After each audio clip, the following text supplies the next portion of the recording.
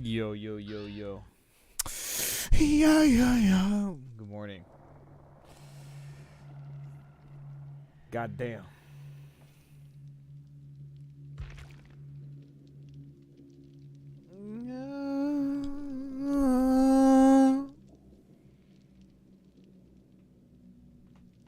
Bro, it's so early.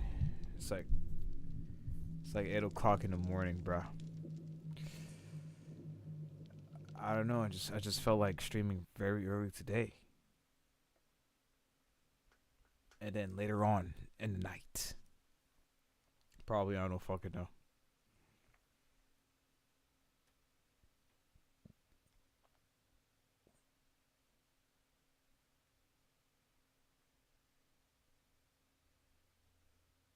Wait. Oh yeah, we are live. Fuck.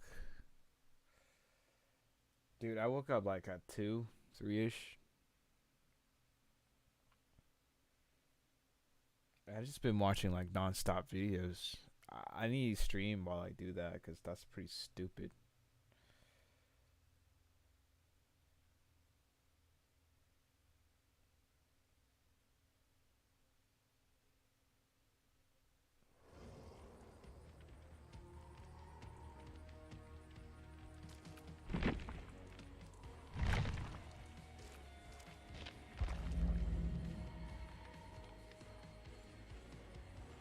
Dude, do I even want to play fucking...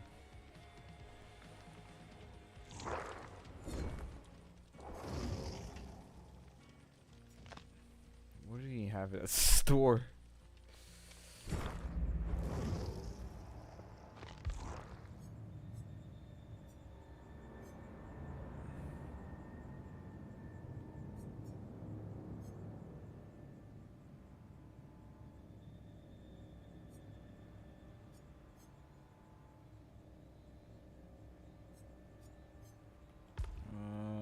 That's why.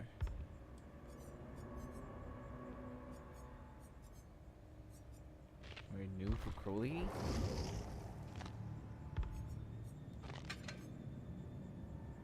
What the fuck?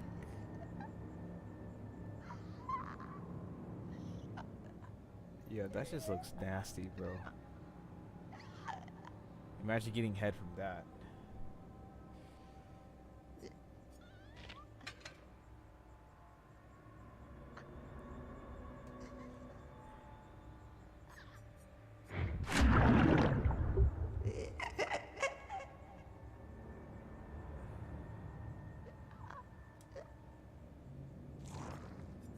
That is just disgusting. And then clown? Cartoon special.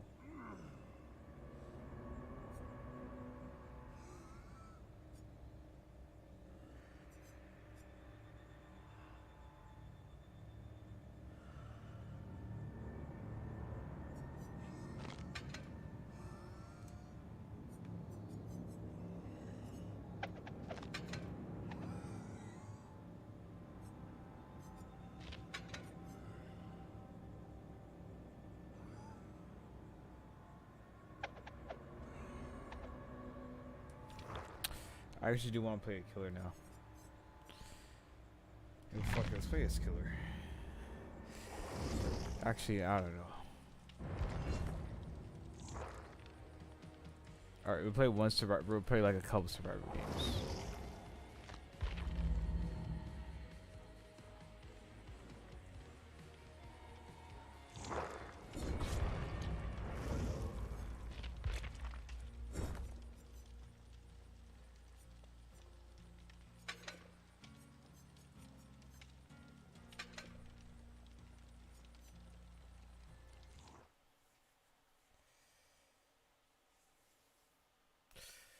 Oh, fuck. What the fuck, man?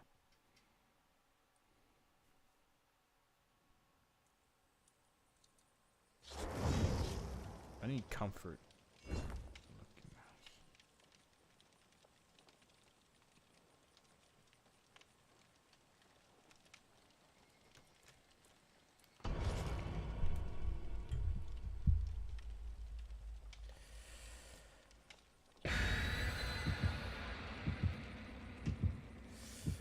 Bro.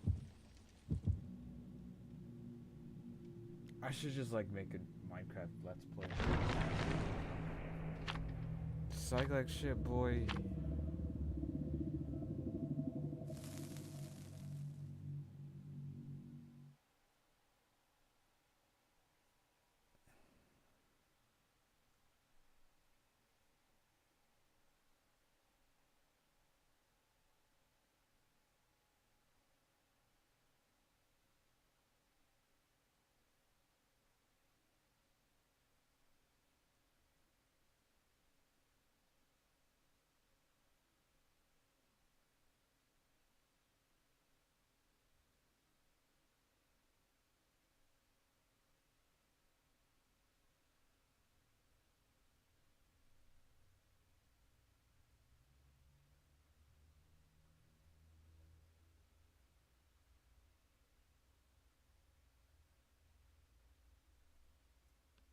Holy shit, is it taking so long? What the fuck? There we go.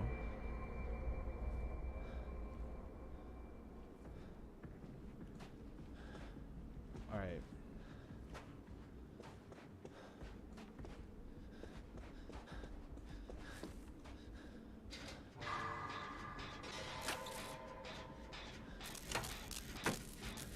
We're getting it on.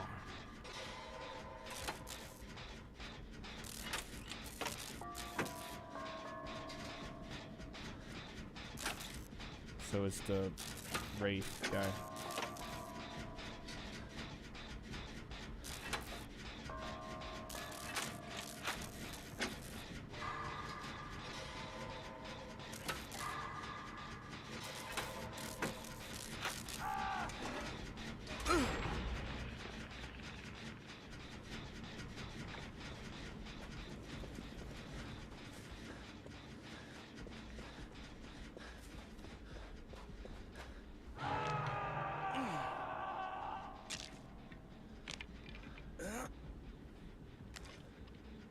I need to get rid of this totem.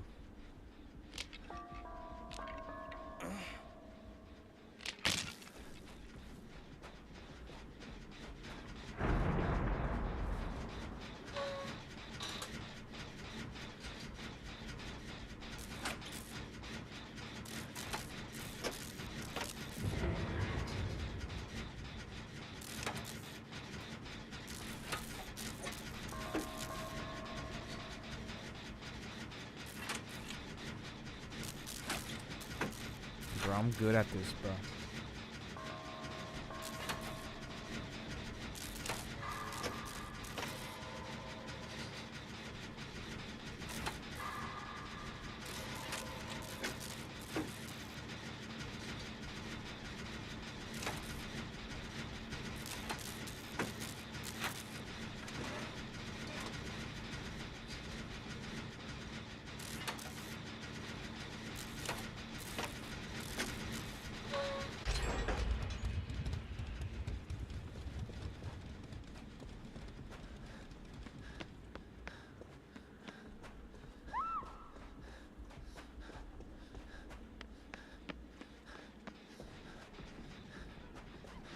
Oh shit.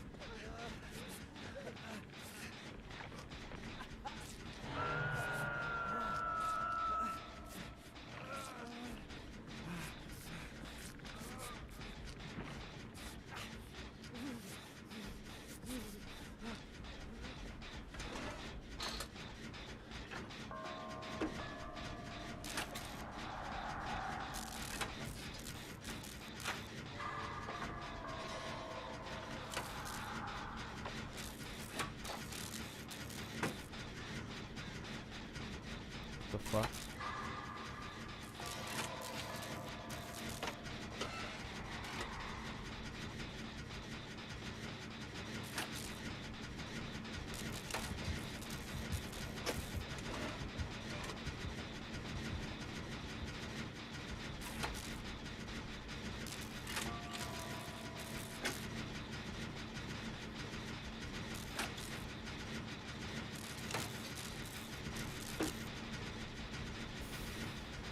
I'm doing it though.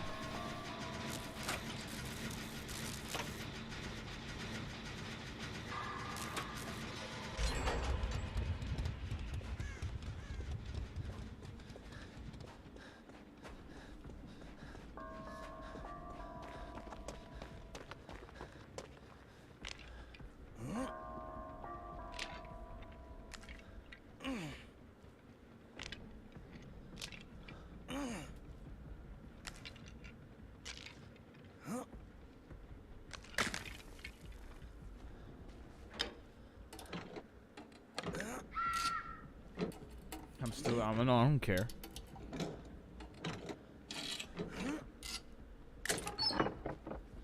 Alright. Some fucking shit.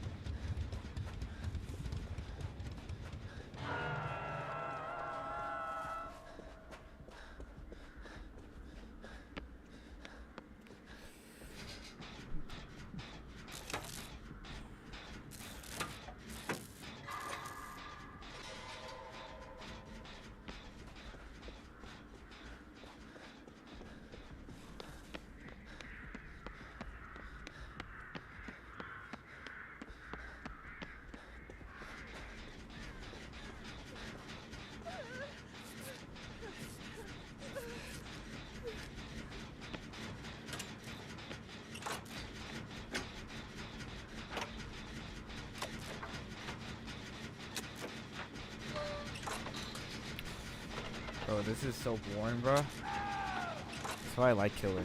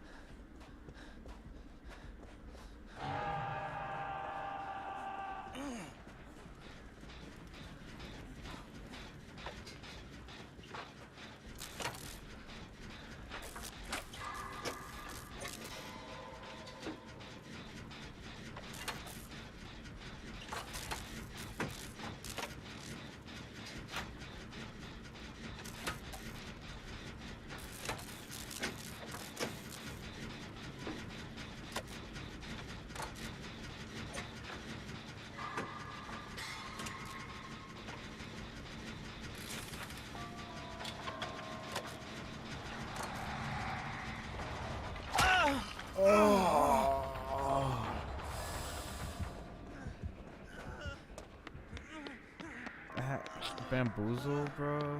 Fucking Franklin's Demise, what it's called. Fucking A, dude. He's an asshole for that. Damn, she got picked up.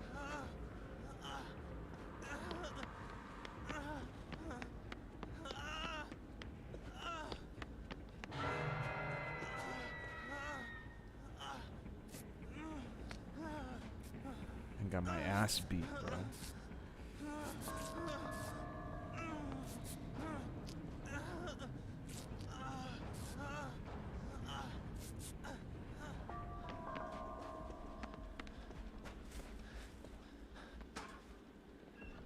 Oh yeah? A little flashbang for you, bitch.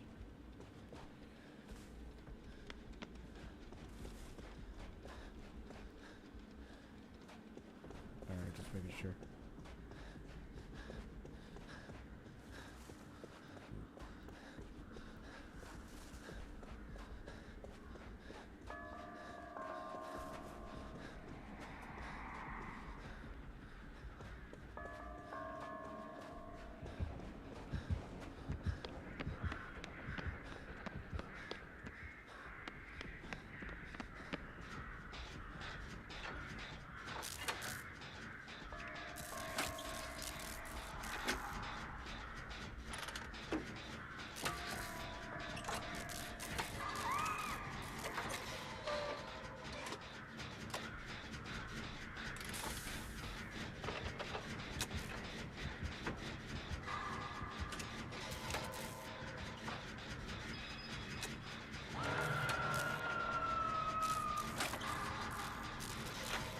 Bro, this game is actually pretty easy. You just think about it.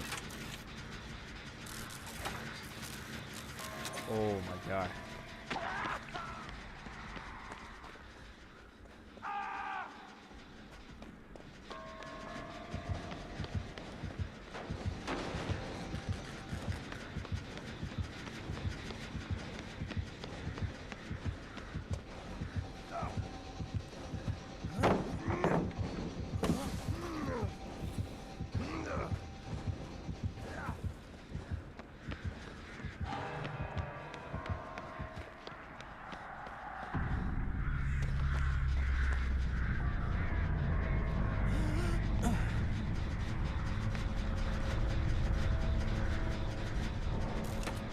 smart as shit, bro.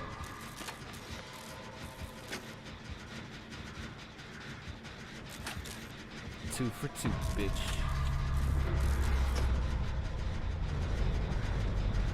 Oh shit.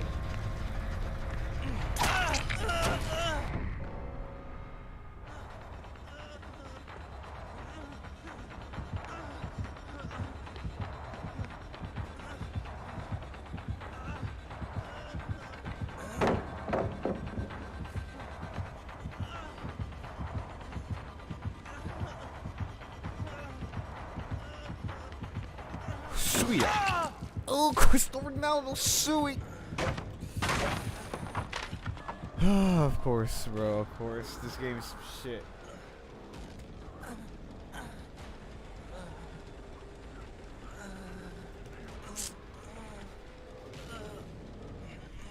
Bro, now we're just... This game's some shit, bro.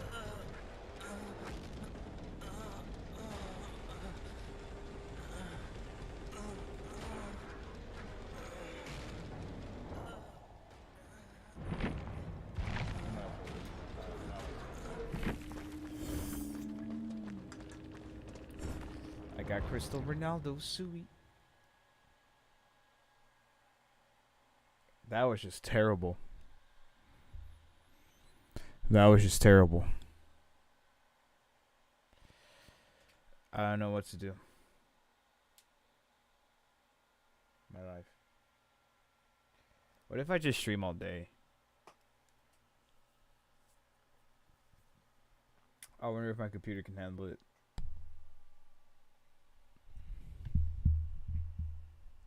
Like, I don't know. Maybe, maybe not. I don't fucking know.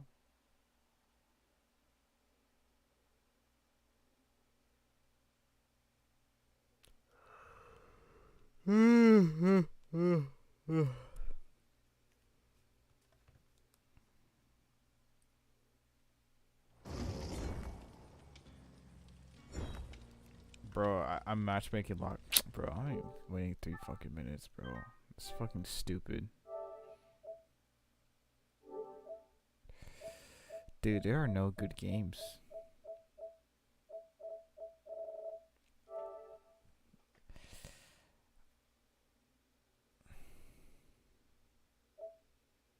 That's not even a game.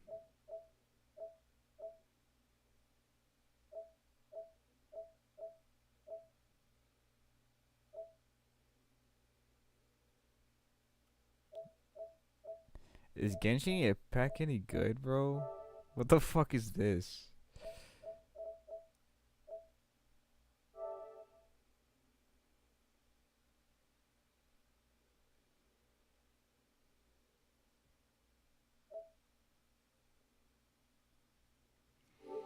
I don't want to.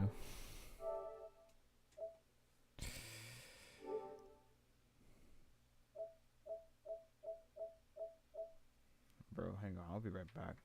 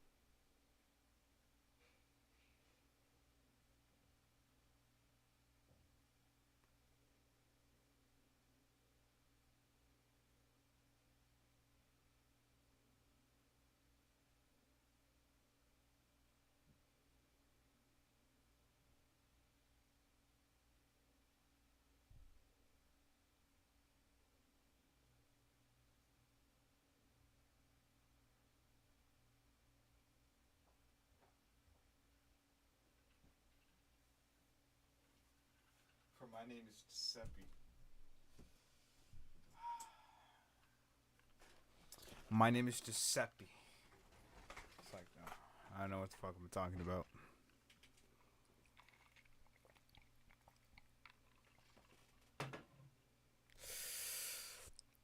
How much battery do we even have? God damn it. Dude, there is nothing else to fucking play. That's the thing. What up?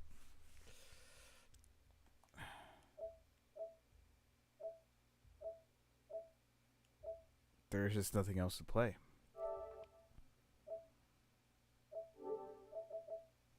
Multiverses, Apex Legends, Dead by Daylight.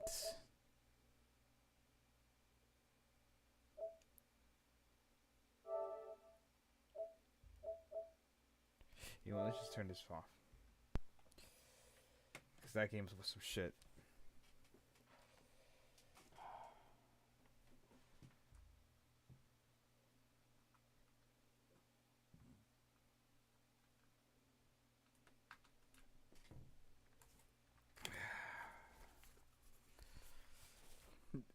Gideon Premium? Alright, let's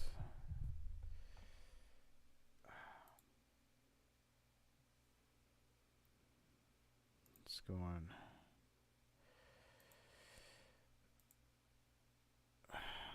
There I am. All good looking. That's a bet.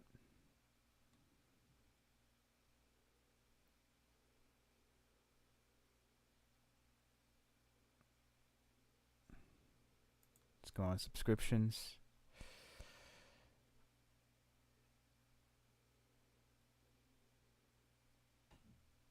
What the fuck? My dad is a border patrol agent and I'm under arrest. Cool.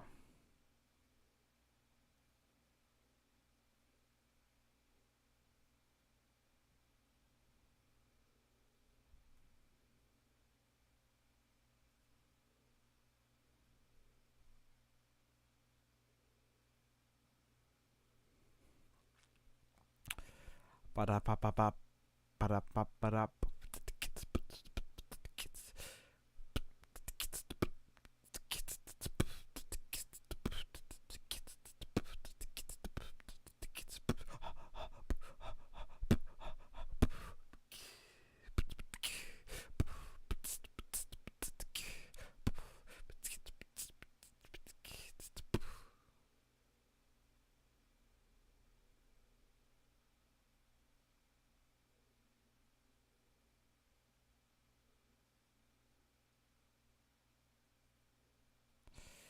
Dude, I don't know what the fuck.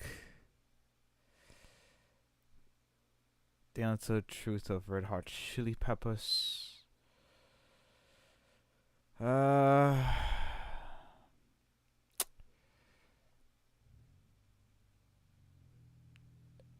Gundam Battle, the last photo ever taken.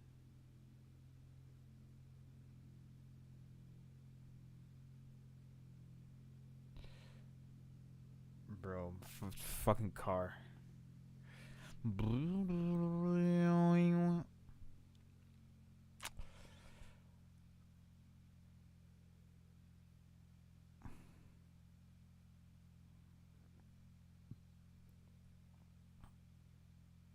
Dude, I don't know what the fuck to fucking watch.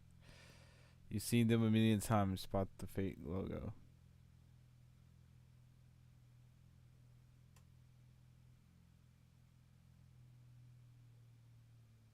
Understanding Free Fallen.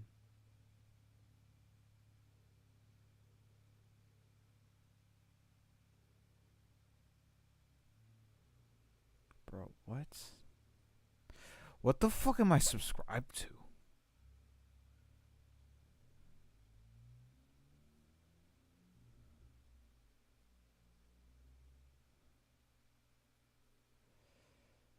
Dude, I just have so many weird ass subscriptions.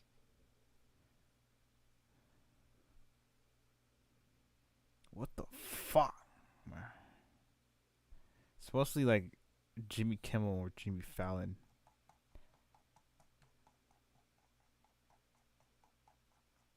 This shit's just, I don't know. What should I, bro?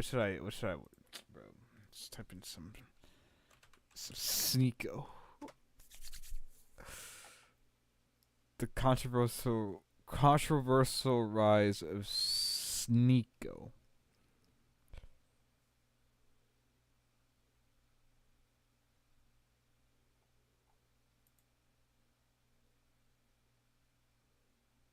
Dude, my ad blocker is some shit.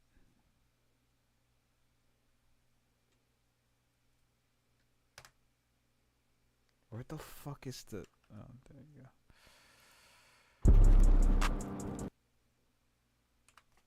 Alright, we're about to watch the controversial rise of Sneeko by Bubba Lamb.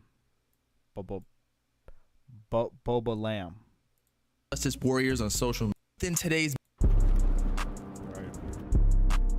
All I ask from you is one simple question. For $1, would you say the N-word? Now, obviously, within today's basic societal and moral values, I think a lot of us would agree to refrain from uttering such a word. But this is just the tip of the iceberg for this type of content Sneeko has created for years on end. And because of the constant controversial prize at societal norms, at least in the Western world, it is no question why Sneeko has been a target for cancel culture and social justice warriors on social media. But surprisingly, he actually seems to thrive in this type of environment. Who wouldn't though? Like seriously, who wouldn't? Like haters make you famous. Not only that, they can't really say anything because just look at them. Like feminism is it's just dumb. Nay, even use it as more motivation to continue pushing the limits. That's what I'm saying. It's like more fuel to the fire, you know? It's like it's motivating to have haters. As walking in the opposite direction of the herd may be a lonelier road, but many a time reveals the secret truths. But is it really all that complicated? Starting from gaming to motivational commentary videos, Sneeko has gained an astounding audience on YouTube. From his 1-minute podcast and street interviews on his Sneeko channel, to his more recent and somehow more controversial live stream and reaction channel, Sneeko, accumulating a diehard fan base totaling a combination of approximately 1.5 million subscribers. You can call him crazy, but you cannot for 1 second deny the success and empire he's built on YouTube. That's what I'm saying. Anybody can do this. Anybody can literally do this. Just start speaking facts. In fact, many would claim in the pursuit to fight against the cult that mass media has garnered since the inception of the television, or even earlier yet, the government, Sneeko has assembled his very own, or at least inherited it, willing to adhere and spread the message to wake up from the matrix. But have they just entered into a new one? But who was Sneeko before Sneeko? And how did he become so powerful? Or was he this way all along and just recently his message emerged? Yeah, he's been basically talking the same thing ever since he was like, what, 16? Emerged from the ashes due to what seems to be the demise of humanity. In this video, we'll take a look at the controversial rise of Sneeko and how his trajectory took off based upon one fateful ideology. Nico Kende Balentasi, better known as Sneeko, is a 23-year-old American YouTuber who started posting his gameplays of Call of Duty in 2013. His early career consisted of uploading commentary and rant videos surrounding socio-political issues, religion, racial hot takes, basically anything controversial that challenged the status quo, not too far from his current content. So, for keeping it consistent, I applaud him for that. Utilizing such a content strategy allowed him to grow his then few hundred subscribers at the time to well over 10,000 and more. By 2015, That's what I'm saying, bro. As long as you start speaking the truth, bro, you get hella subscribers. Fully upgraded his channel from a mix of gameplays to solely controversial takes on relevant topics. But already the subject matter seemed to take a toll on his mental health, for in 2017 only uploading one single video. For whether your statements are factual or not, the public scrutiny can still be agonizing. I know it myself, although due to a lesser degree. But due to his unexpected leave of absence from the platform, emerged a rumor that Sneeko had actually passed away, given the controversy he constantly created and how personal internet users read. That's stupid. Into content nowadays, it wasn't hard to believe, especially residing within the city of New York, one of the most population dense areas on the planet, not to mention the fact that a teenager holding such heavy concepts in their head, alienated from worldly norms, dispelled the possibility that he could have taken his own life. Soon after these rumors circulated, Sneako uploaded a video on exactly why he quit YouTube in the first place to make it clear that he's still alive and breathing and was focusing on his personal life. A word of advice many of us creators should take heed of. Similar to his prior content, he was unafraid to share every grueling detail of his sabbatical, such as intimacy with various females and his spiritual awakening from drug use. In the same 4-minute comeback video, he admitted that his hiatus was simply pure laziness, blaming it on unrelated external factors, but would I don't know, man. I feel like he just capped. I don't fucking know. Make it up to his fans with a fresh perspective from his recent adventures. The next year, 2018, he's probably gonna react to this of me reacting to this. he followed through with a more frequent and consistent posting schedule on YouTube, although accompanied by a set of new obstacles. For one, as a result of being inactive for over a year, Sneako basically killed all of his channel's previous momentum. YouTube is not incentivized as a platform to recommend content from creators that are not currently active, because it will ultimately leave the viewer disappointed. Sneako was essentially starting over. Sneako even describes the victim mentality he suffered from while working for Mr. Beast, arguably the most famous creator on YouTube, contemplating why he was working for someone who was once a fan. Is there a difference between working smart and working hard? Is being poor just a mentality used as an excuse by lazy people? These are some of the questions he pondered to successfully make his comeback. The experience was obviously enlightening with Mr. Beast. For within a year, Sneako was back on track with polarizing video concepts, including the very same one we asked at the beginning of this video. For $1, would you say the N-word? By which he conceived his first ever definitively viral moment, accruing millions of views and tens of thousands of subscribers in the process. Whether Bro, what the fuck, my Space Force not working? Dude, that shit's fucking funny. viewers loved or hated Sneako, they certainly knew who he was. This video is brought to you. Oh no, no one cares about your fucking ad, bro. Whether you're just, this is not to say the entire ideology is centered completely around men, for it also explores conspiracies and secret truths. Bro, I'm so glad this is becoming a thing. Like, we need to wake up, people. We need to wake up about the world and its governments, economies, human behavior, and other experiences that are regularly not discussed freely due to the progression of society. The term red pill derives from the critically acclaimed movie The Matrix. You take the blue pill, the story ends. You wake up in your bed and believe whatever you want to believe. You take the red pill, you stay in Wonderland, and I show you how deep the rabbit hole goes. Alluding to the belief that the ones who take the red pill seek true understanding of reality, and everyone else is ignorantly living a life they do not control for themselves. The red pill movement is also known as the manosphere, obviously due to its... Bro, that sounds like a gay club, the manosphere. Large proportion of male membership. The ideology is commonly characterized as misogynistic, especially due to a number of extremists believing men to be the superior sex in all facets of life, potentially trying to reclaim power that they claim has been taken from them in recent years, as well as the conspiratorial for similar reasons, wherein believers regard historical evidence as propaganda, hiding the truth behind the real leaders of society, with the primary belief residing in the fact that men are currently being oppressed by the overlords to maintain control of the larger population of lower status individuals, one mechanism of which being feminism. And to be honest, as with many ideologies and religions, they definitely bring up some fair points, but due to the extreme views of some that do not allow for opposite or even adjacent perspectives, the entire community receives backlash. But as we've seen in today's politics, bro, get on with among it. other competitions. Bro, this is stupid, bro. I don't even know why I started to record this for a clip, but I guess this is my reaction, bro. You're fucking boring.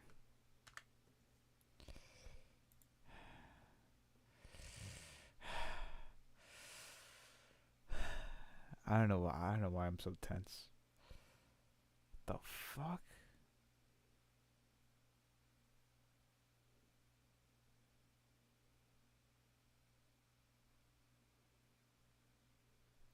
Interviewing Gerbert Johnson, psychedelics. Oh my god, psychedelics is a fun thing to do.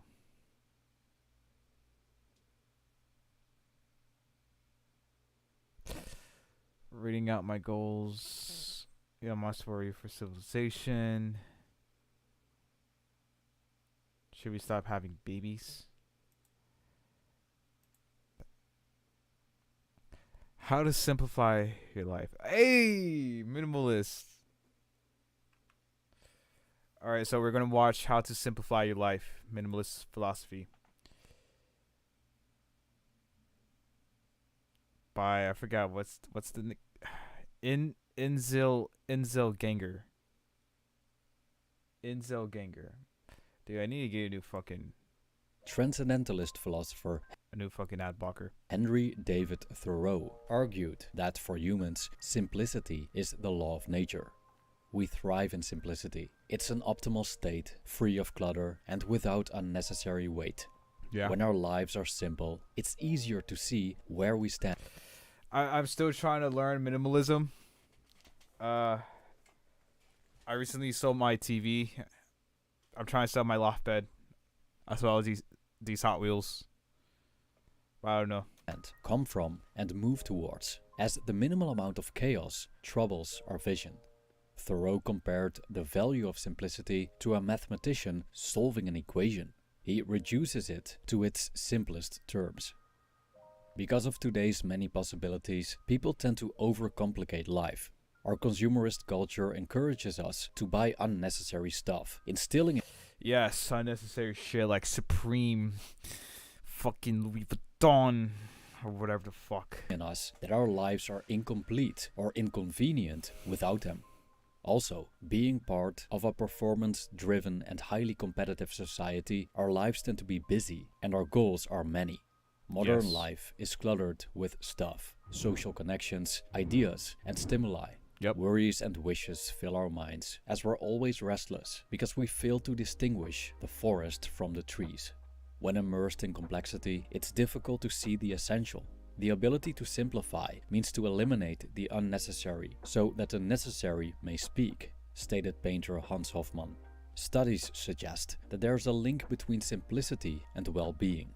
For example, a paper published by the Center of Development Studies from the University of Bath suggests that voluntary simplicity contributes to subjective well-being in several ways.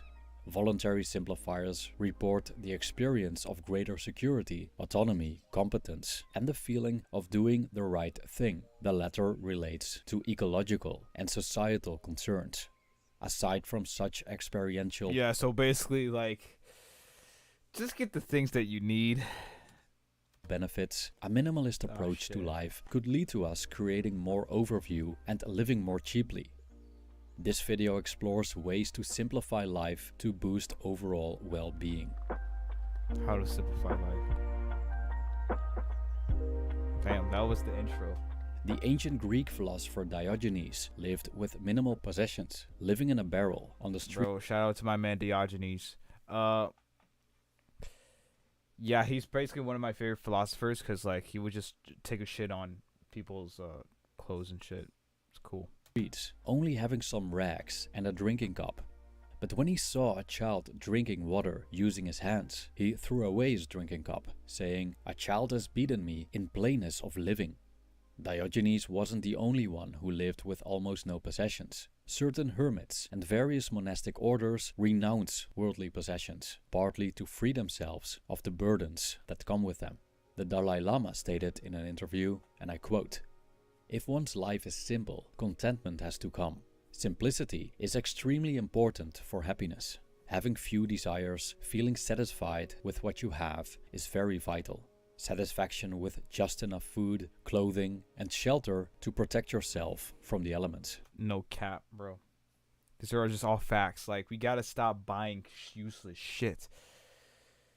Just stop buying it. Just stop buying useless stuff. It's like, it's bad for you. It's just bad for you. End quote. Of course, one doesn't have to be a cynic, Buddhist monk, or hermit to experience the joys of owning less. A minimalist approach to one's possessions can make a significant difference in one's life, as it removes the unnecessary clutter our senses can perceive in our immediate environment. According to Carl Jung, our living spaces are extensions of ourselves. Thus, keeping those spaces clean has a direct impact on the psyche. Also, the more stuff you own, the more you need to worry about, take care of, and protect. Exactly. Like, God forbid your house burns down.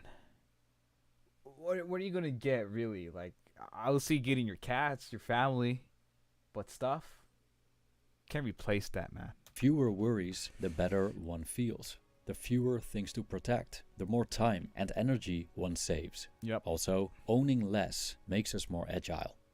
We could ask ourselves what we truly need. Do we need large houses with 6 bedrooms and 2 bathrooms? Or would a smaller place suffice? You know, once I get the money, bro, I'm gonna save up for like a tiny house. I just love tiny houses. They look very comfy. Do we need an expensive car? How many of the clothes we own do we actually wear? And how many movies and television series do we watch?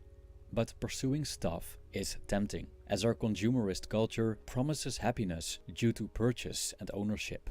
The previous video, Can Money Buy Happiness, explained that material possessions aren't great investments in contentment. Exactly. Like instead of like spending on like a Bugatti or fucking whatever the fuck, just invest it, dude. Invest your money. Invest.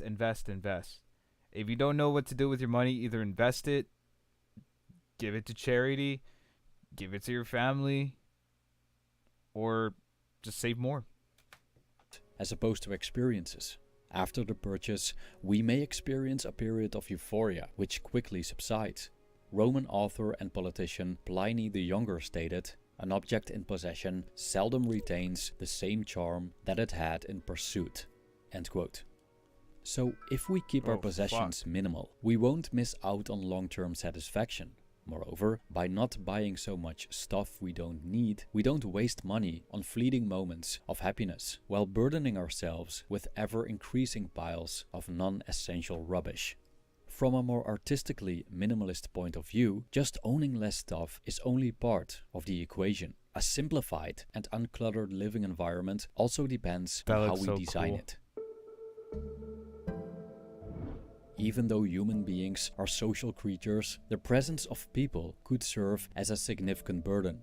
If we have surrounded ourselves with too many people, or worse, the wrong people, our social life may cause us more harm than good.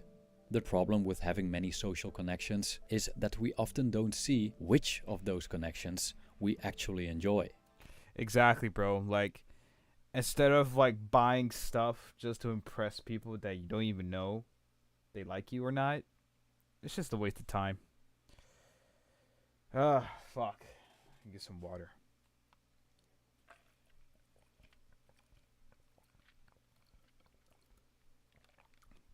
Stay hydrated. But yeah, it's just,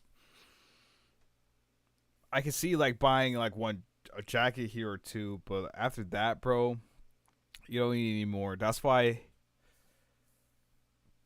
people often to like hold on to things just so they can impress people that they don't even know nor like. It just doesn't make any sense. Minimalism. For example, we may be part of a large social circle, but within that circle there are only a handful of people we genuinely connect with. At the same time, all those people we don't connect with expect us to attend their parties and other events. We may not even enjoy these events and see them as social obligations. With friends, quantity probably isn't better than quality. Interestingly enough, research conducted by evolutionary psychologists, link below, suggests that having fewer friends is a sign of intelligence. This research shows that more social interaction correlates with greater happiness. However, these correlations are diminished or reversed for intellectuals, meaning that many social interactions make them less happy. Depending on what kind of person you are, these outcomes may be another reason to simplify your social life. The term social minimalism points to minimizing one's social interactions, limiting them to what's essential for one's satisfaction. Yeah, he does have a point. You don't really need as much friends because, like I say, you like in life, don't prioritize of like impressing people, bro. Just do you, man. Social minimalism doesn't have to mean cutting out friends or becoming a hermit, as the amount and nature of social interaction one prefers is personal. Simplifying our social lives isn't necessarily limiting the number of friends. It could also be limiting the number of social interactions with these friends and being selective about what kind of social interactions we engage in. We may avoid needless, repetitive chit-chat at specific social gatherings while embracing one-on-one conversations during Digital forest walks. minimalism? Feeling overwhelmed by our busy lives is a common complaint in modern times, which goes hand in hand with anxiety and Buy stress. that. But in many cases, it's Buy not this. just because life demands Check too much of this. us. It's also because there's too much noise, mainly because of digital technology. Life is full of distractions, especially after the arrival of modern technology. We need to get off of TikTok, people. If you're going to use TikTok, Instagram, whatever, use it to your advantage. Make money off of that shit. I'm planning on to become an Instagram model because, you know, why the fuck not? You can make money off of it. I'll probably make an OnlyFans because guess what? You can make money off of it. You can literally make money off of your fucking phone, people. We need to stop consuming. The amount of stimuli the average human being experiences is unprecedented. At any time of the day, text messages, emails, phone calls, and notifications of our countless social media pages come in. There are numerous television channels to choose from, on top of an increasing number of streaming services, and our phones grant us access to unlimited information online. Unsurprisingly, we experience a nagging feeling that there's always something to be done and that we're missing out. Digital minimalism is a form of minimalism concerning itself with limiting one's time using technology. Author Cal Newport. So basically, like, stop buying FORTNITE skins, the Battle Pass, fucking Netflix, whatever, man. We gotta stop buying into those things. Those are distractions. It's there to distract you. Wrote that our sociability is quote-unquote too complex to be outsourced to a social network or reduced to instant messages and emojis. His book Digital Minimalism offers ways to declutter digitally without throwing away the baby with the bathwater. After all, technology can be very beneficial. He describes digital minimalism as follows, and I quote, "A philosophy of technology use in which you focus your online time on a small number of carefully selected and optimized activities that strongly support things you value and then happily miss out on everything else." End quote. By cutting down our online time, we experience much fewer unnecessary distractions and stimuli, which, considering how widespread digital technology Like going outside, bro, or walking your dog. is, amounts to a significant reduction of clutter. Goals and ambitions. Indecisiveness and procrastination are illnesses of our time, an era with countless possibilities and myriad choices to make. For many, it's challenging to set priorities, as there are so many ways to go, so they want too much and focus too little. Unfortunately, if you want everything, you'll eventually end up with nothing. The schedule of the average modern-day Western You can't be a bot, dude. You can't be a fucking bot. Stop conforming. Stop following society ways. Oh, you gotta get a job. You gotta get married. Make kids. Work more. Provide for said kids. Die.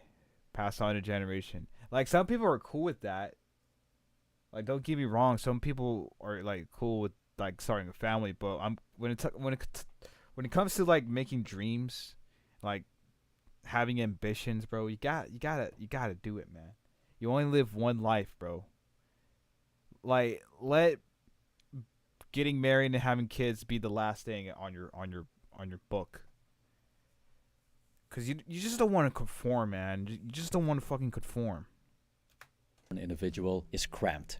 This mentality of always needing to be doing something reflects how many of today's parents raise their children. Aside from school and the occasional house chores, it's not uncommon. School teaches you how to be a slave. School teaches you how to be a fucking robot. Think about it. Pledge of Allegiance, going to fucking lines for lunch, recess, having a name tag on your fucking desk, bro. It's there to like make you a slave. School is not for everybody. that these kids attend And no, I'm not condoning to drop out. I'm not.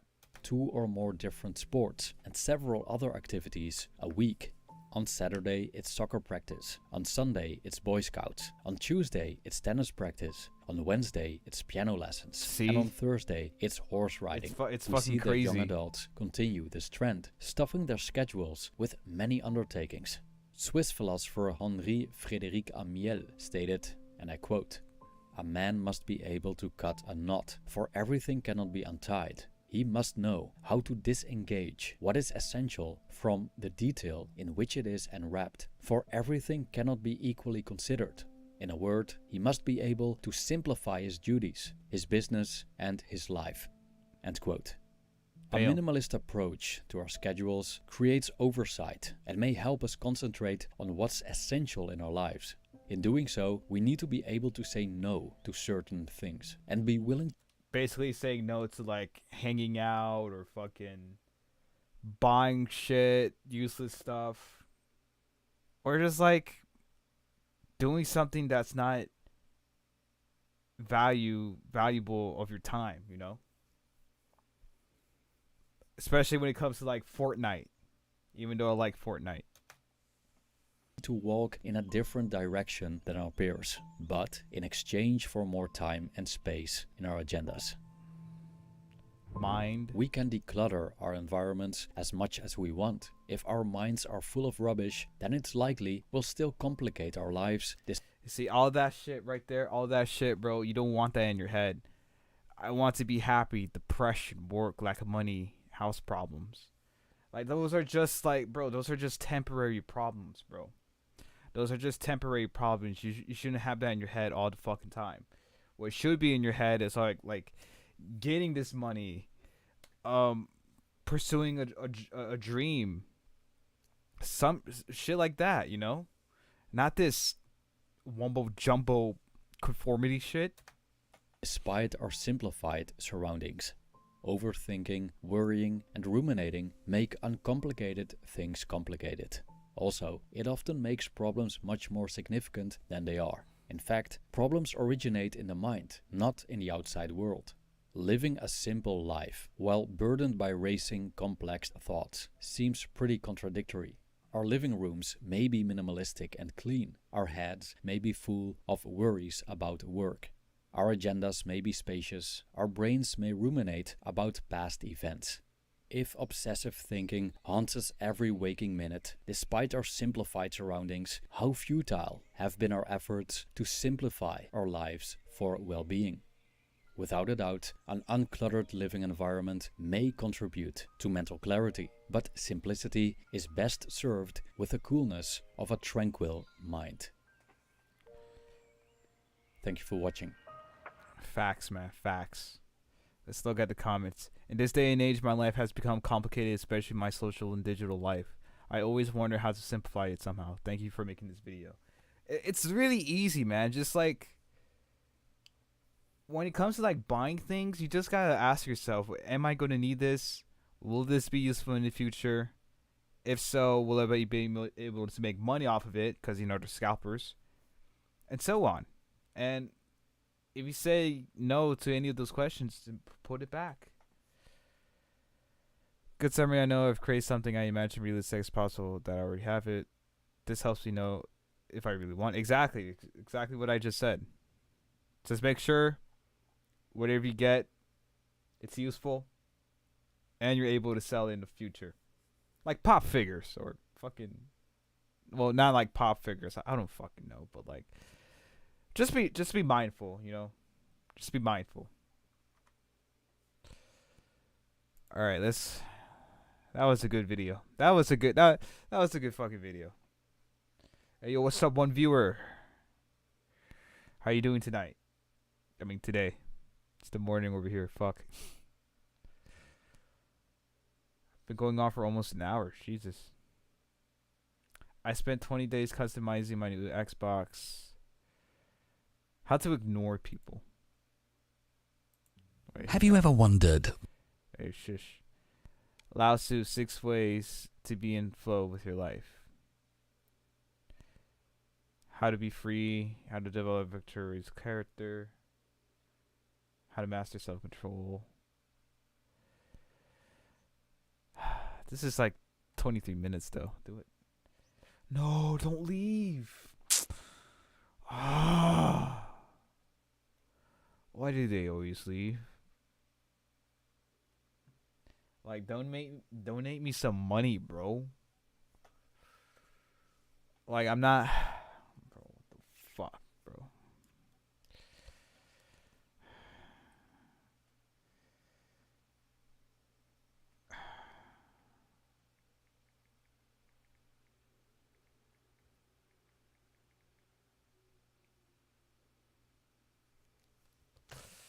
Fuck.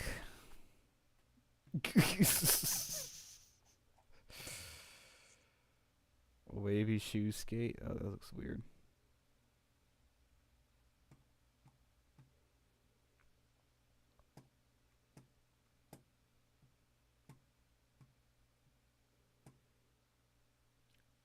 Flashing. Lights, lights, lights, lights. Oh, shit.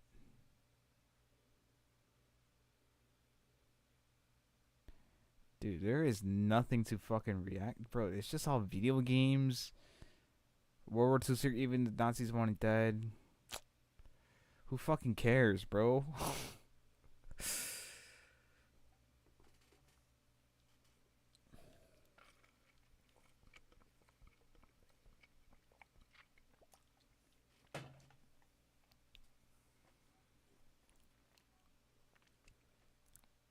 Bro, this is such a struggle, man.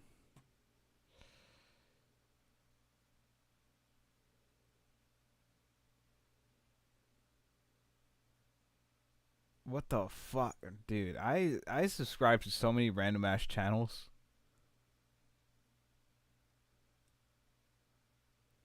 I think I care too much, that's why.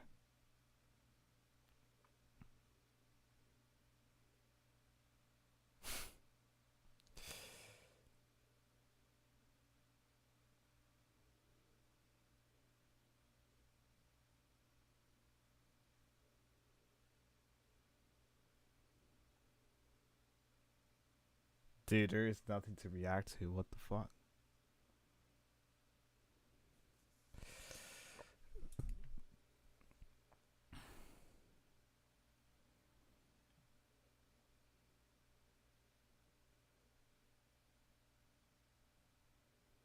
About my highlight bling.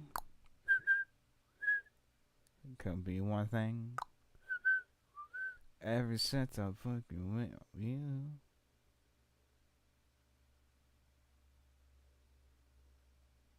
Bro, Bruto is ass.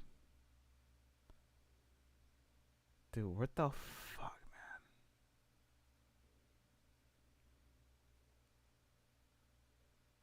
I just wanna.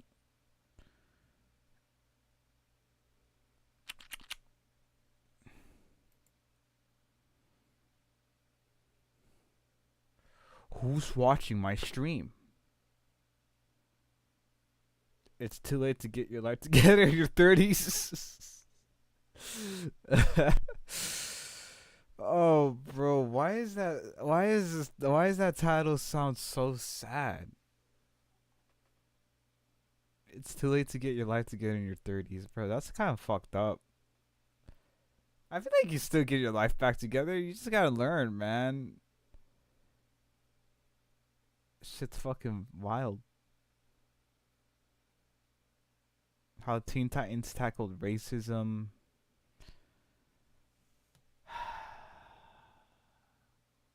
Masculine, feminine presenting. Isn't this the one he likes? Sneeko likes.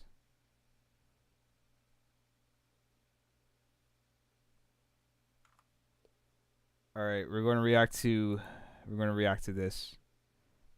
Masculine, feminine presenting rules of modern dating and understanding women. It's complicated. This is a pretty cool channel, bro. Cool channel. Fucking ads.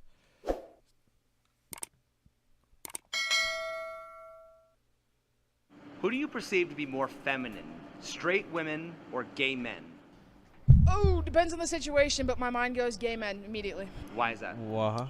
I think Hollywood has shown us that. Hollywood has portrayed the gay man as flamboyant, gay best friend, shopaholic. So in my mind, I think coffee, I think... I'd never seen the movie. Bro, wait. No. I've never seen a movie with a gay flamboyant person. I'm thinking really hard right now. The Longest Yard, Adam Sandler, the prison bitches hoes. That's all I can think of. Starbucks, I think cheeseburger, I think Other than that, I don't know any other movie with a gay flamboyant person. McDonald's, I think gay man, I think Hollywood best friend, girlier than me. Gay men definitely, they take the cake. Because they're trying too hard. They're trying to be feminine, and women are already feminine. So it's an act, and I mean it's an act because they have to act like a woman. Who do you perceive to be more masculine, straight men or butch lesbians? Straight men. Why is that? Again, it's kind of perception. It's what Hollywood has told us, what society has told us, but I think straight man, and I think caveman type, adjusting his whatnots in public. A butch lesbian is like the android version of a straight man. What? I mean, yeah. What does it mean to be masculine or feminine? I think that's changing. Perception is changing. I think any gender can be feminine or masculine. I don't think there's terms on it necessarily, parameters. What is the difference between... Actually, I mean, I don't fucking know, bro. I don't know what society we live in. Guys wants to be girls, girls wants to be guys. And then even if it's like, bro, it's weird because there are people that will change sex but go out with the same sex. What's the point of switching? Masculine and feminine energy. Oh, that's a you question. What? That's a you question. Yes. All right. Feminine energy is more like accepting. I would say like more engulfing, and like masculine energy is more like take charge. I would say. I would say feminine energy reminds me of like. I think of the color pink. I don't know why. Okay. Let's see, That was the most stupid answer. masculine, I think, for me, would be someone who looks like they have a big build, or either they're actually acting like a man and actually taking care of themselves like a man and their family like a man. Now, feminine could be both, and it doesn't mean that, actually it could go both ways, because now I was just telling someone, like, I don't want to be a man. I don't want to be tough, but I have to be because I don't have a guy. Why can feminine be both, but masculine can't?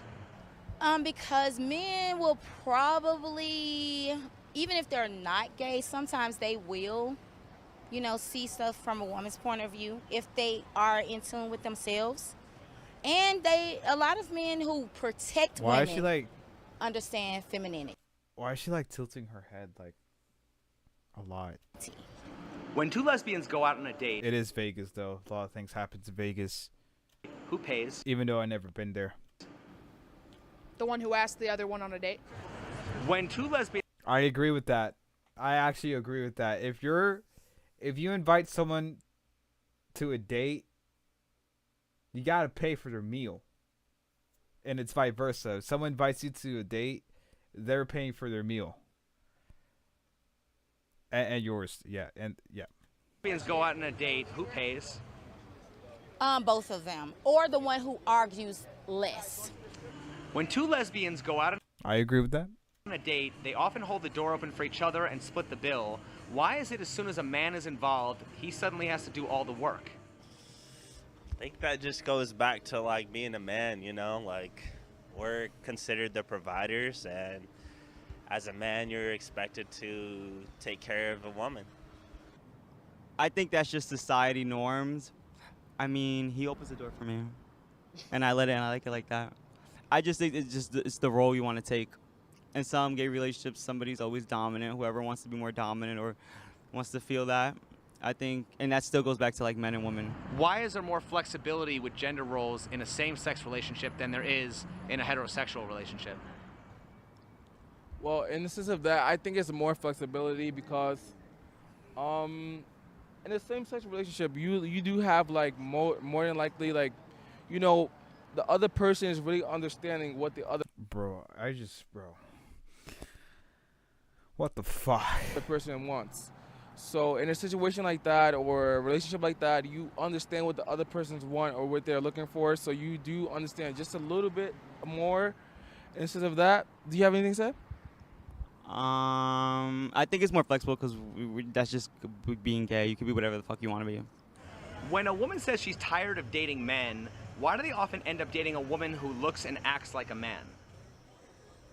Maybe they still want the masculine energy, but they want to try different genitalia. Why wouldn't a woman just prefer to date a feminine man than a masculine woman? Because if they still want that masculine energy, a feminine man may not have a lot of masculine energy, may not have more masculine energy than a... Bro, I don't know, bro. I don't fucking know, man. I don't know. masculine woman, if that's what they're desiring. Because with women, you get more of an emotional concept. Women are gorgeous. I mean, have you seen women? We have all of the parts that men lack. And even though I may dress and act like a man, I may be the one to open the doors and pay for dinner, I'm still a woman deep down. I still have the emotional depth. We could sit all night for 8 hours completely naked and talk about our feelings, and nobody's sexualizing the other person. We're just being sensual with each other. You lack that with a man. Don't a lot of men have the parts that women lack? Yes, but I can attach my parts and choose their size. If women are always... Bro, what? I don't know, man. I don't know. How do lesbians settle arguments? It literally says in the title, bro, it's complicated. This is complicated, man. I don't know if I could go through this entire video, man. We're like five minutes in. The more masculine one has to take the L always. Can you say it again? I couldn't hear that. The more masculine one has to take the L always. What does that mean? That they have to like just like please like the more feminine to just like get along like yeah, like okay babe, like you're right, you know? Just to de-escalate the situation, I guess. Why would anyone want to be the more masculine one when the more feminine one just gets to show up and be spoiled? I honestly have no control over that because like you know, like if a woman is bisexual, does she hold her girlfriend to the same standards she holds a man to? She should. Why would any woman want to be the more dominant one when the submissive one gets to show up and be spoiled? Because dominance has its own things. People like dominance like to be dominant because they get something from it, just like a submissive person does. What do you get? From being dominant, I get spoiled just as much. I get to see the joy on my person's face when I do things like open doors and buy dinner and help out around the house. It surprises them, and I love it. I love serving my person. Dominance, really, you think submission is serving, but dominance is serving. If women are always right, how do lesbians settle arguments? Rock, paper, scissors, and I mean that in the most literal way. Do you believe in the concept of gaydar? The fuck is Yes. a gaydar? What are the characteristics of a closeted gay person? Oh, for the boy side, if he listens to Cher and Madonna, 100%. I don't care if he wears pink, that's not a tell. But if he listens to Cher, if he's going to watch Mamma Mia with you, he's gay. What about for women? If they're checking me out. there really isn't.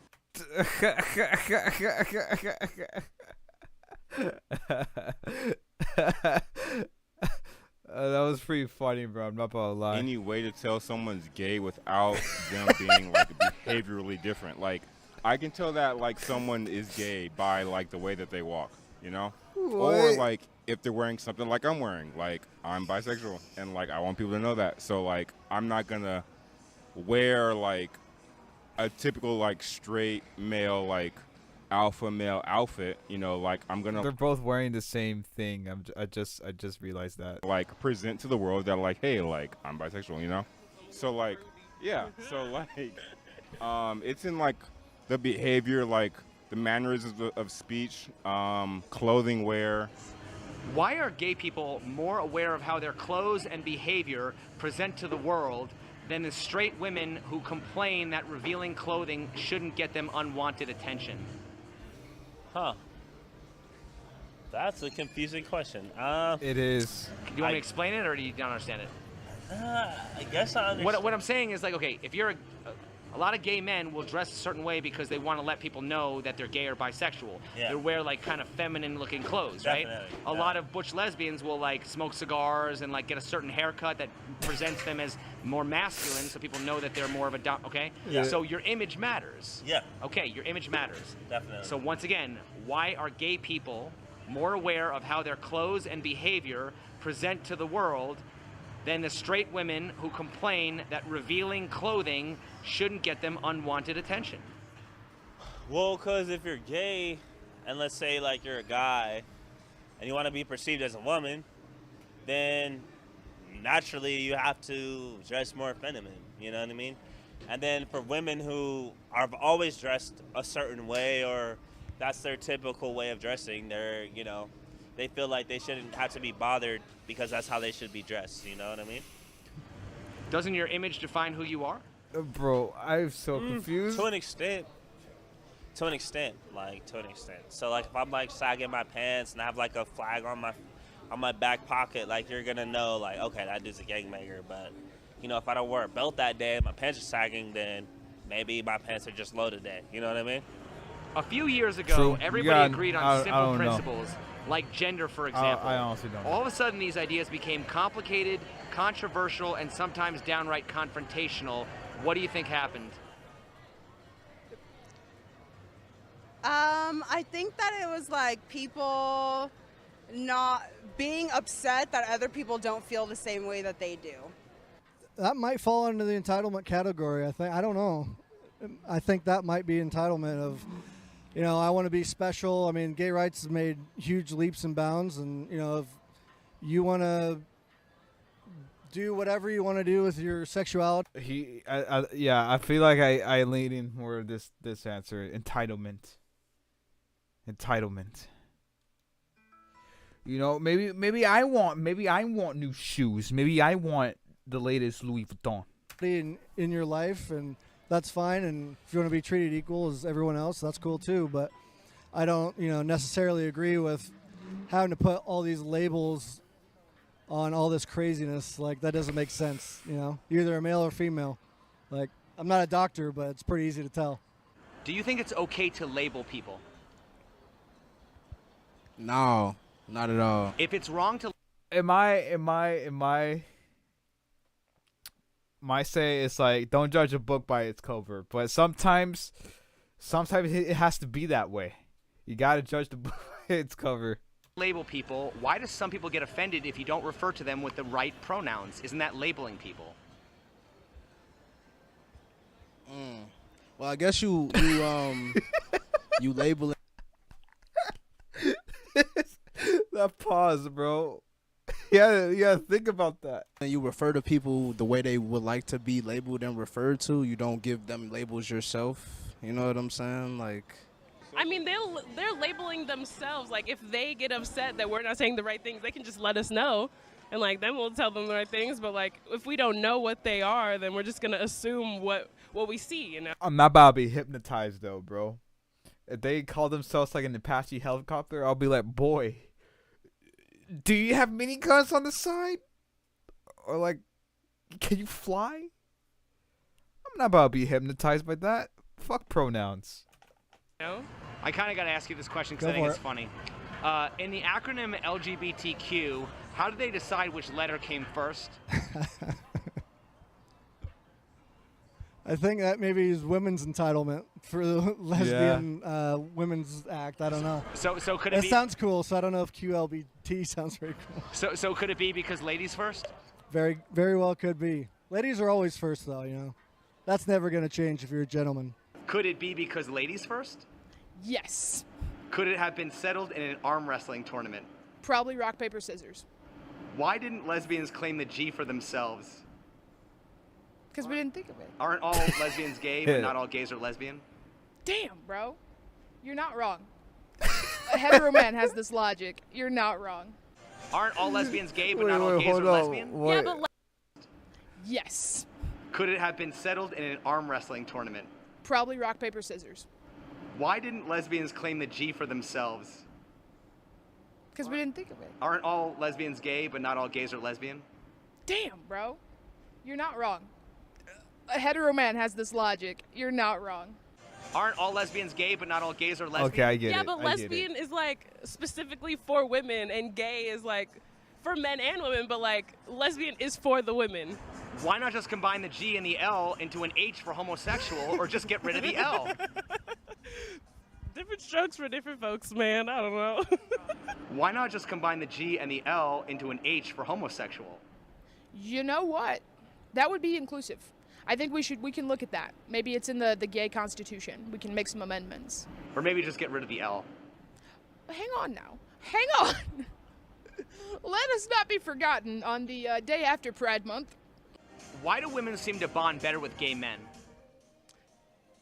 Because I think women relate to gay men more because gay men are typically feminine.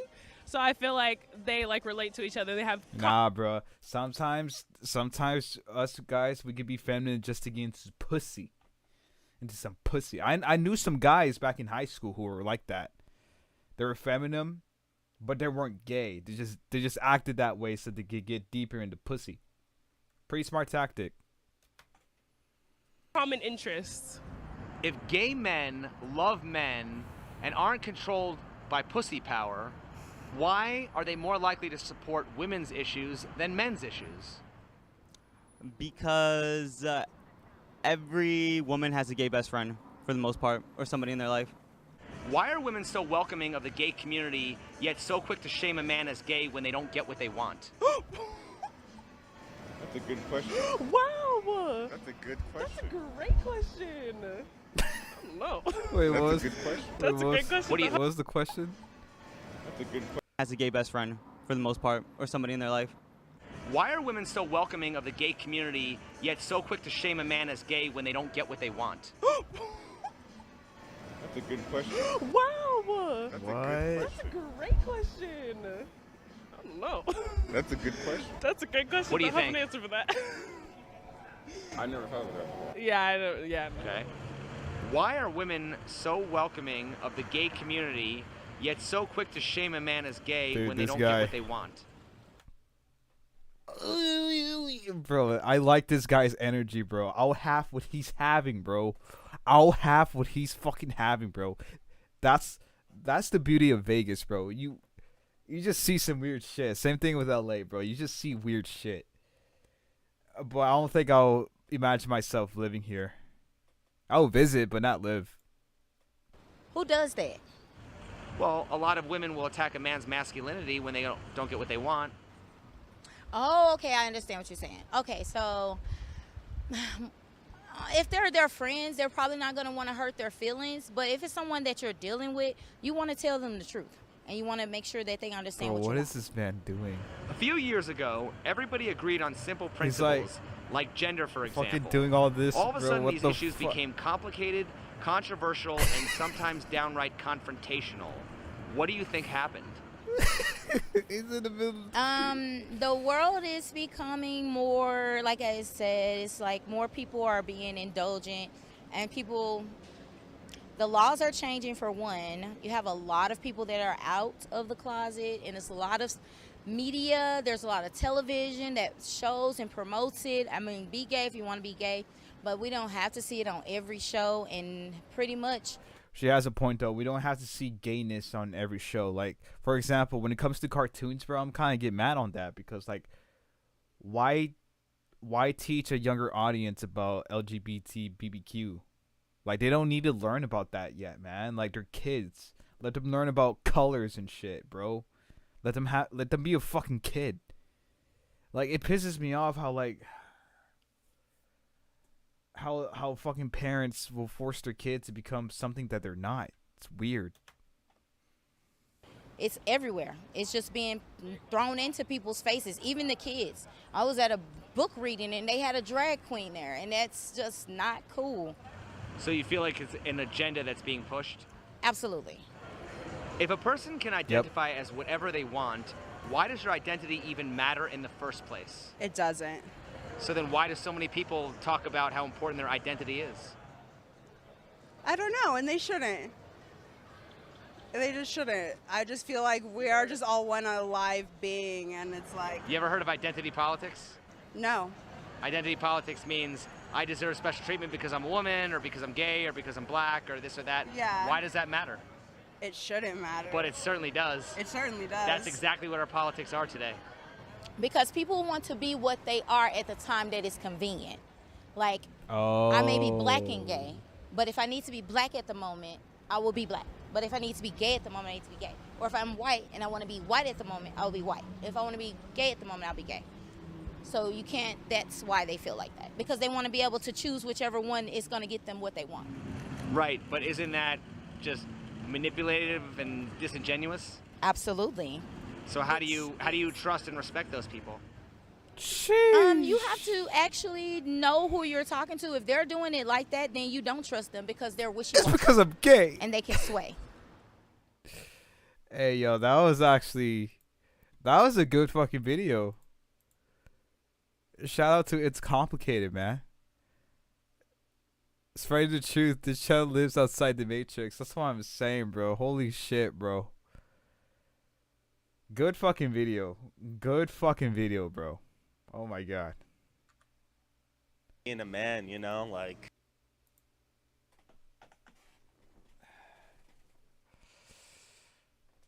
All right, that was a video, bro. That was a video. Fuck. Ah, fuck. 27-year-old caught with 26 pounds of cocaine. Nagging on PLE. Understanding why bedroom meals are increasing.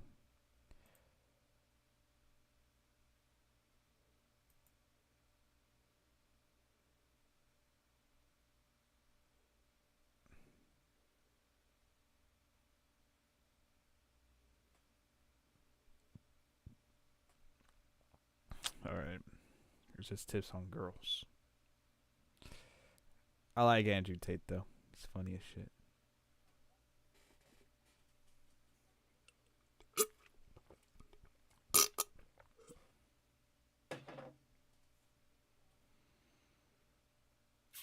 Alright, alright. What else can we react to? Because that was a banger.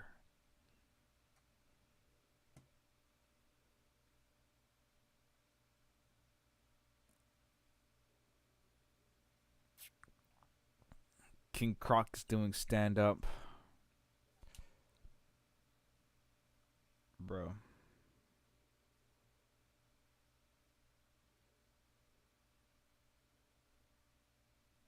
The Try Guys get hypnotized. Racer Chrome RGP. Gobi.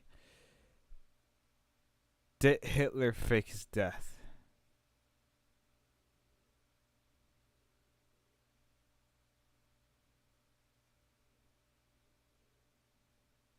I escaped from an illegal refugee prison. Alright, so we got two interesting videos. We got a conspiracy explained and a I don't know which one to choose. You know what? Did Hitler fake his death? From BuzzFeed Unsolved Networks. Dude. For the world at war, the death of German dictator Adolf Hitler and the end of the Nazi Empire signified a step towards peace. However, not everyone believes that Hitler did die in 1945. So I've heard. So before you even start with this conspiracy theory, I've heard another conspiracy where Hitler escaped into a bunker, and then he just lived off in that bunker and then died.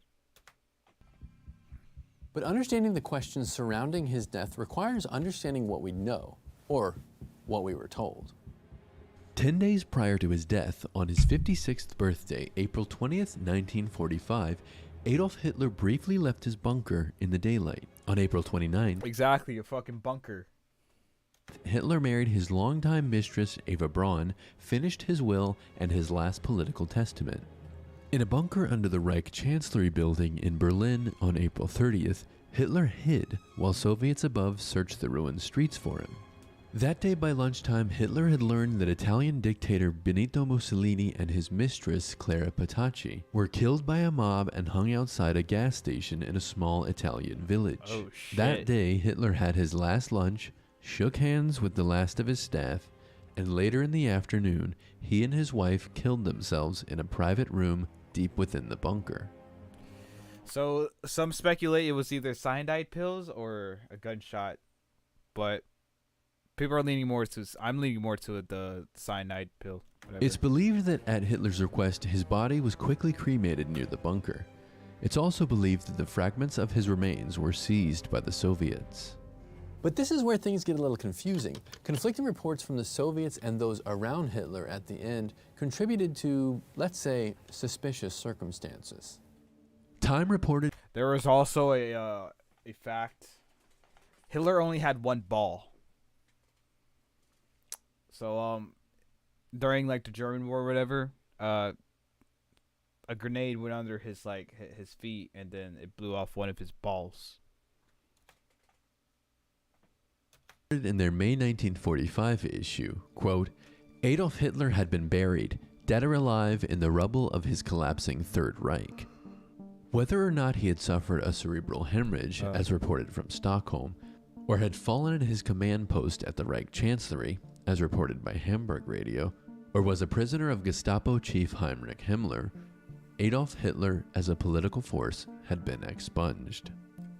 Though they go on to question his death as well, saying, quote, if he were indeed dead, the hope of most of mankind had been realized, for seldom had so many millions of people hoped so implicably for the death of one man. It appears the Soviets made room for theories and rumors to spread when they initially claimed they did not have enough evidence to declare him dead. Exactly. So either he escaped to another island, he hid into his bunker for the rest of his life, or yeah, it's either those two. Within a month of World War II's end, a Soviet leader told Harry Hopkins, a confidant of Franklin Delano Roosevelt, that Hitler was still alive. Then Soviet Field Marshal Georgy Zhukov stated that Hitler's body had actually not been found and that he may have escaped. Allied newspapers soon picked up the story, and British tabloids began to state that the body the Soviets had discovered was actually, quote, a very poor double. The Soviets also reported that the mayor of Berlin was, quote, convinced Hitler was alive. The Soviets made this claim so frequently that even Dwight D. Eisenhower suggested Hitler was still alive, though quickly retracted the statement. But if Hitler didn't die in Berlin in 1945 when and where we were told, what happened to him? The leading conspiracy theory is that Hitler escaped Berlin via U-boat and hid in Argentina. Soviet leader That does kind of make a little more sense. Indiana Jones people? Joseph Stalin may have allowed rumors of Hitler hiding in Argentina to undermine his fascist enemies. Keeping the possibility of a continuous Hitler threat could have also been a power play in territorial disputes in Germany. Even the American government seemed to believe that Hitler might have survived. The FBI did initially doubt that the remains that the Soviets presented to them actually belonged to Hitler. On top of that, Joseph Stalin, Field Marshal Zhukov, and U.S. General George Patton all seemed to agree that, quote, Hitler got away. Okay, wait. Sorry. So Hitler escaped via submarine to South America? Like some sort of supervillain? No way, right?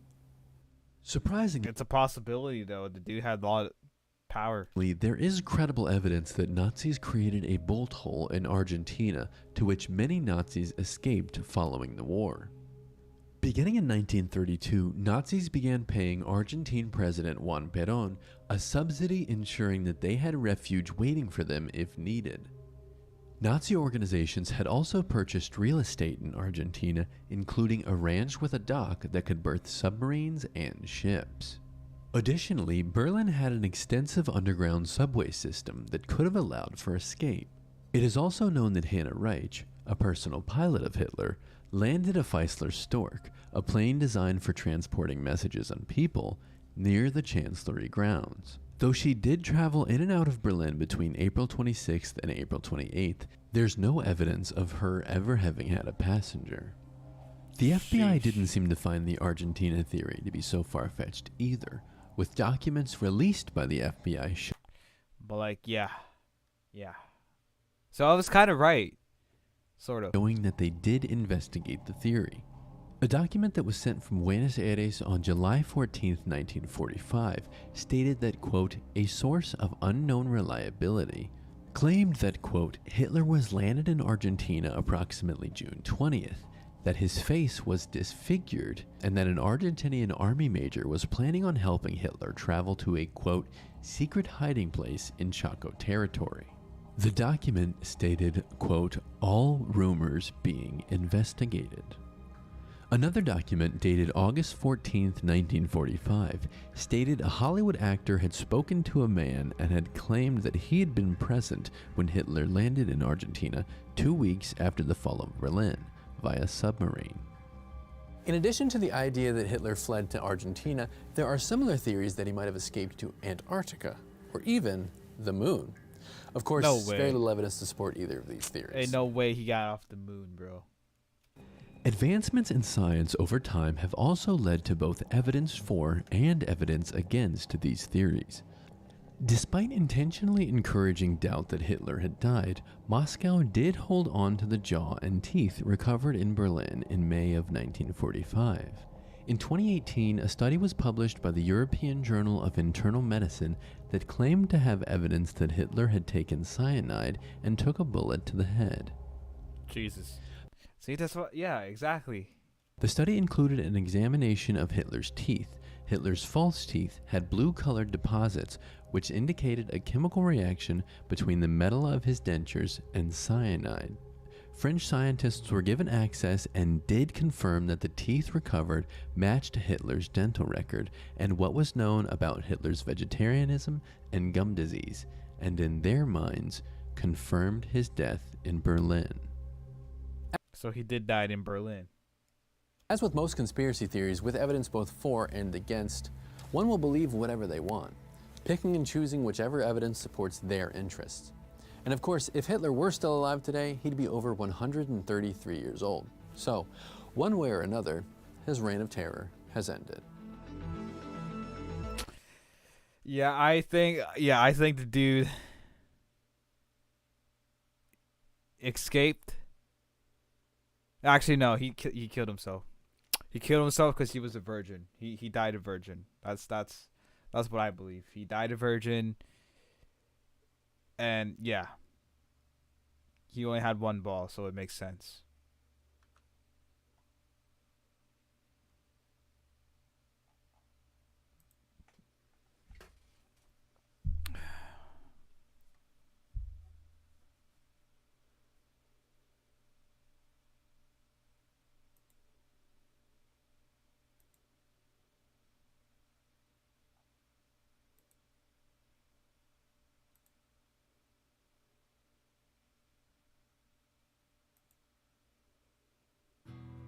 On the outside, it was due. Wait, hold up.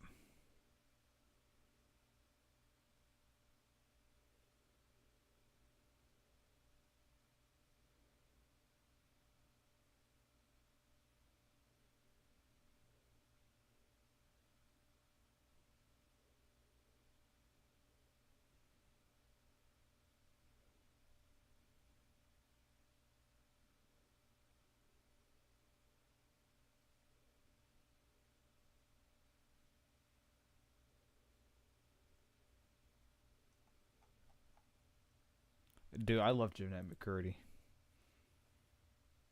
She was like my